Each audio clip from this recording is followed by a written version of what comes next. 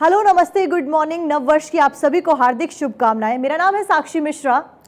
बिल्कुल, मैं हूं आपके साथ पलक प्रकाश। और सबसे पहले बात करेंगे जम्मू कश्मीर की। जम्मू कश्मीर में इस साल 365 दिन में यदि आंकड़ों की बात की जाए 115 एनकाउंटर हुए हैं। इनमें से 180 आतंकी मारे गए। आतंकी घटनाओं में 32 आम नागरिक मारे गए हैं। सुरक्षा बलों ने इस साल आतंकियों की मदद करने के आरोप में 130 से ज्यादा लोगों को गिरफ्तार किया है।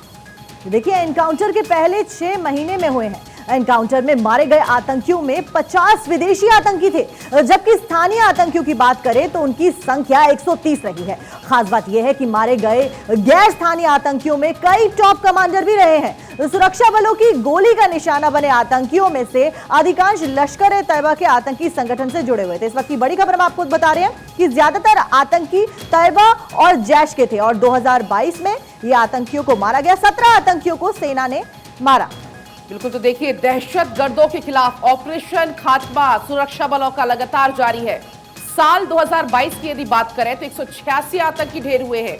56 विदेशी आतंकी मुठभेड़ में मारे गए हैं। आपको बताएं कि ज्यादातर आतंकी तैयबा और जैश से जुड़े हुए बताए जा रहे हैं। तो घाटी में जिस तरीके से सुरक्षा बलों का जो ऑपरेशन खात्मा है वो लगातार जारी है।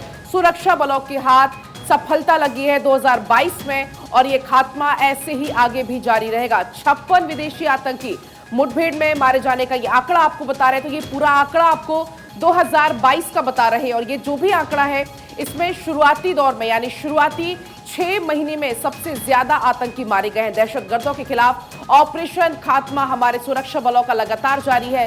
सीमा पर सुरक्षा के जवान लगातार तैनात हैं। गर्दी का माहौल जो हमारे अवाम के लिए, हमारे लोगों के लिए, रोजमर्रा की जिंदगी के लिए एक कलंक के माफक बड़े लंबे अरसे से चल रहा है, उस फ्रंट पे बहुत बड़ी कामयाबियां हासिल हुई। बहुत सारे कामयाब ऑपरेशन हुए और उन ऑपरेशंस के चलते 186 दहशतगर्द, जिसमें 56 फॉरेन टेररिस्ट हैं, यानी कि पाकिस्तान से आए हुए, पाकिस्तान के रहने वाले दहशतगर्द हैं, जो लश्कर तौबा और जैश मोहम्मद के साथ वाबस्ता रहे, उनका भी सफाया हुआ।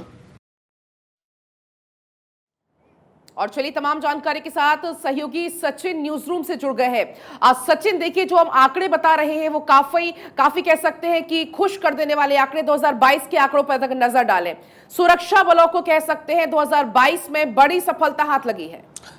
बिल्कुल सही कहा आपने पलक। देखिए, बड़ी सफलता है, बड़ी कामयाबी है। जो लगातार एक्शन प्लान लगातार वहां पर बनाए जा रहे थे, उसकी जो रिजल्ट है वो बहुत ही ज्यादा पॉजिटिव यहां पर सामने आया है और इसी को लेकर ये तमाम जो डेटा हैं वो यहाँ पर जारी किए गए हैं। आपको ये भी जानकारी दें कि जो ये सरकारी डेटा गृह मंत्रालय की तरफ से जो डेटा सबके सामने रिलीज किया गया है, इसमें ये बताने का प्रयास किया गया कि जो भी अभी तक रणनीति पुलिस या फिर सुरक्षा बलों द्वारा बनाई जा रही है, जो इनपुट्स मिले और उसके आधार पर एक्शन लिया गया जम्मू कश्मीर के तमाम उन क्षेत्रों में जहां पर आतंकियों की तरफ से घुसपैठ करने की कोशिश बार बार की जा रही थी, वहां पर सफलता मिली है। जो आंकड़े देखिए लगातार हम आपको बता रहे हैं कि लगभग 186 आतंकी मारे गए, जिसमें से इस बात का भी जिक्र हो रहा है कि 50 विदेशों से आए हुए वो आतंकी हैं, लेकिन वहीं दूसरी ओर जो लगभग 100 से 130 से अधिक जो लोकल आतंकवादी थे उन्हें भी यहां पर ढेर कर दिया गया है। आपको गौर करना होगा, जब धारा 370 खत्म हुआ उसके बाद से ये जो आंकड़े हैं वो बहुत तेजी से बढ़े हैं।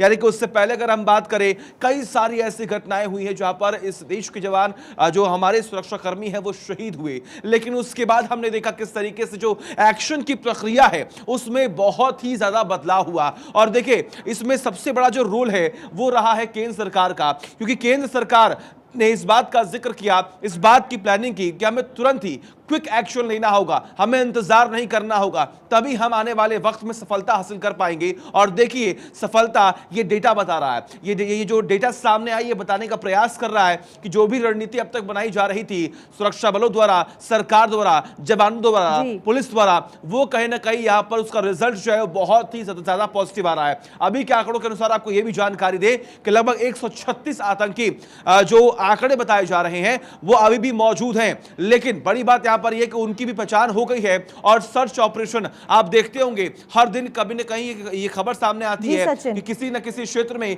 ऑपरेशन, सर्च ऑपरेशन लगातार जारी है, सिर्फ ये मालूम करने के लिए कि आखिर इन तमाम आतंकियों का ठिकाना कहां है कि जाकर उन्हें निस्तनाबूद कर दिया जाए, उन्हें बताया जाए कि ये हिंदुस्तान बदल चुका है। ये जवान जो पहले कहीं ना कहीं बहुत ही प्रेशराइज फील करते थे, आज की सरकार ने उन्हें छूट दे रखी है कि आपके ऊपर डिपेंड करता है कि आप किस तरीके से एक्शन लेते हैं और कहीं ना कहीं दुश्मनों को मुंह तोड़ जवाब देने में आप सक्षम हैं। जी सचिन, ये डेटा आज साल के पहले दिन 2023 के आगाज के पहले दिन हमारे सामने आया है। कहीं ना कहीं ये भी दर्शाता है कि जब लोग जश्न के उसमें डूबे थे, माहौल में डूबे हुए थे, तब हमारे जवान जो थे वो मुस्तैद थे बॉर्डर्स पर और हमारी सुरक्षा के लिए वो ये सब कर रहे थे। देखिए, अगर हम बात करें साक्षी, तो आज अगर आप और हम सुरक्षित हैं इस देश के अंदर, इस बाउंड्रीज में, तो उसका सबसे बड़ा श्रेय जाता है हमारे जवानों को, हमारे सुरक्षा बलों को।